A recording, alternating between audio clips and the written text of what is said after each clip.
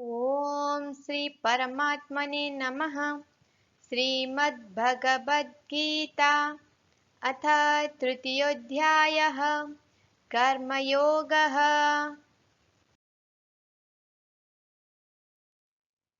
ये मे मतमिदं नित्यमनुतिष्ठन्ति मानवः श्रद्धवन्तो न सूयन्तो मुच्यन्ते तेऽपि कर्मभिः।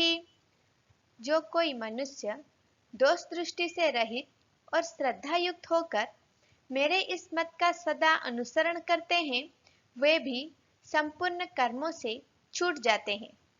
Even those men who with an unwavering and devout mind always follow this teaching of mine are released from the bondage of all actions.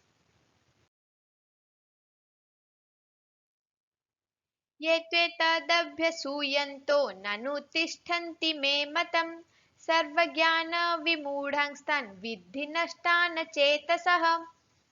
परंतु जो मनुष्य मुझ में दोषारोपण करते हुए मेरे इस मत के अनुसार नहीं चलते हैं उन मूर्खों को तुम संपूर्ण ज्ञानों में मोहित और नष्ट हुए ही समझो।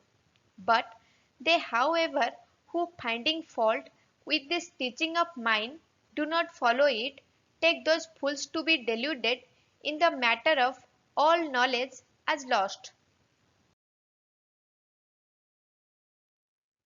सदृशं चेष्टते स्वस्यः प्रकृतिर्ज्ञानवानपि प्रकृतिं यान्ति भूतानि निग्रहः किं करिष्यति।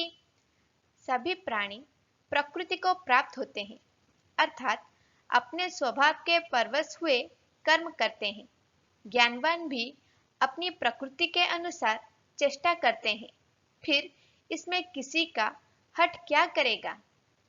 All living creatures follow their tendencies. Even the wise man acts according to the tendencies of his own nature. Of what use is restrained by force?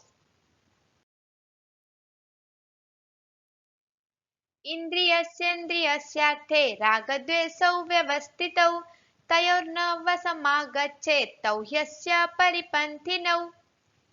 इंद्रिय के अर्थ में अर्थात प्रत्येक इंद्रिय के विषय में राग और द्वेष छिपे हुए स्थित हैं। मनुष्य को उन दोनों के वश में नहीं होना चाहिए क्योंकि वे दोनों ही इसके कल्याण मार्ग में विघ्न करने वाले महान शत्रु हैं। Attraction and repulsion are rooted in all sense subjects. Man should never allow himself to be swayed by them because they are the two principal enemies standing in the way of his redemption.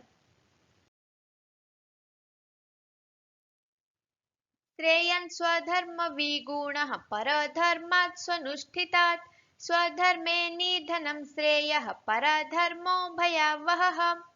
अच्छी प्रकार आचरण में लाए हुए दूसरे का धर्म से गुण रहित भी अपना धर्म अति उत्तम है। अपने धर्म में तो मरना भी कल्याणकारक है और दूसरे का धर्म भय को देने वाला है। One's own duty, though devoid of merit, is preferable to the duty of another well performed. Even death in the performance of one's own duty brings blessedness. Another's duty is fraught with fear.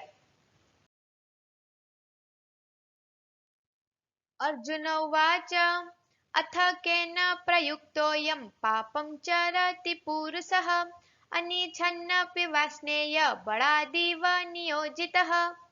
Arjun बोले, हे कृष्ण, तो फिर यह मनुष्य स्वयं न चाहता हुआ भी बड़ात लगाए हुए की भांति किससे प्रेरित होकर पाप का आचरण करता है। Arjuna said, now impelled by what Krishna does this man commit sin even involuntarily as though driven by force? श्रीभगवानुवाच काम एष क्रोध एष रजो गुण समुद्भवः महासानो महापाप्मा विद्धेनमिह वैरिणम्। श्री भगवान बोले, रजोगुण से उत्पन्न हुआ यह काम ही क्रोध है। यह बहुत खाने वाला अर्थात भोगों से कभी न अघाने वाला और बड़ा पापी है। इसको ही तुम इस विषय में वैरी जानो। श्री भगवान said, it is desire begotten of the element of rajas, which appears as wrath, nay, it is insatiable and grossly wicked. Know this to be the enemy in this case. धूमेन व्रीयते वह्निः यथादर्शो मलेन च जथोर्वेनावृतो गर्भस्तथा तेनेदमावृतम्। जिस प्रकार धुएं से अग्नि और mail से दर्पण ढका जाता है तथा जिस प्रकार जैर से गर्भ ढका रहता है, वैसे ही उस काम के द्वारा यह ज्ञान ढका रहता है। As fire is covered by smoke, mirror by dust, and embryo by the amnion, so is knowledge covered by desire. आवृतं ज्ञानमेतेन ज्ञानिनो नित्यवैरिणा कामरूपेण कौन्तेय दुष्पुरेण नलेन च।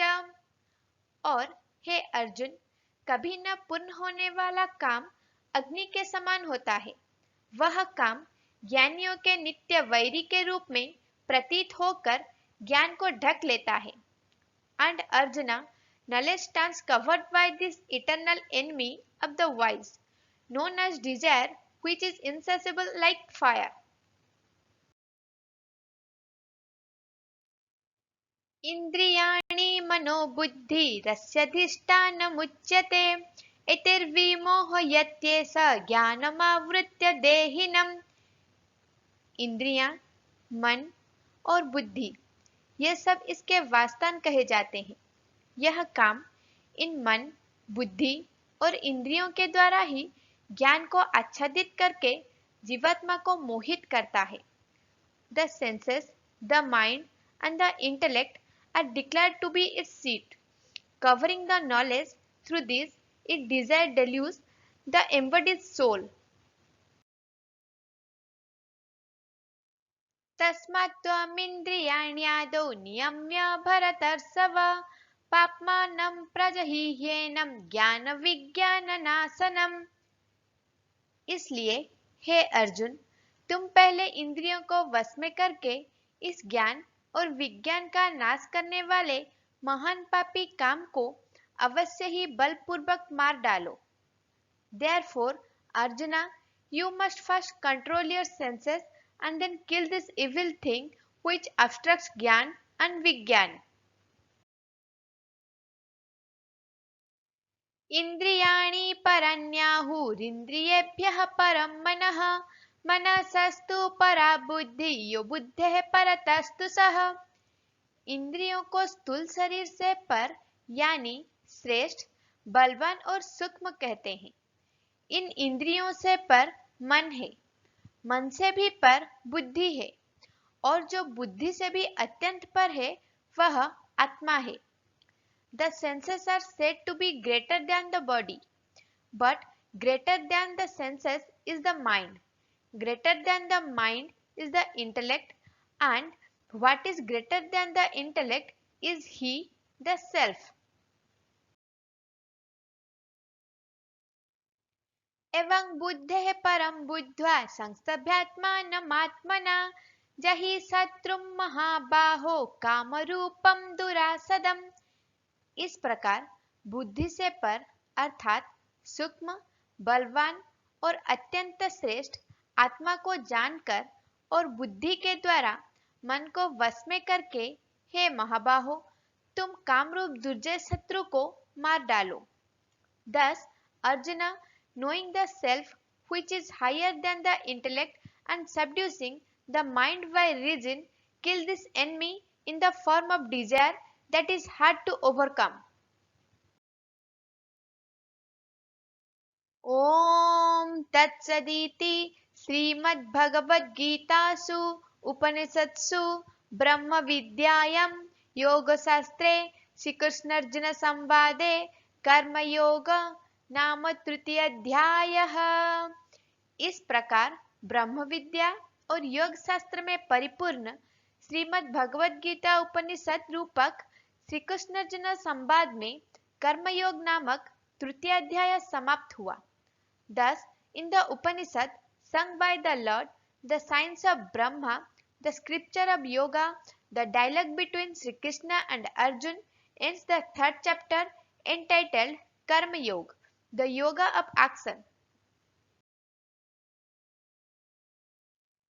मेरे चैनल को लाइक, शेयर, सब्सक्राइब करना ना भूलें। जय श्री कृष्ण।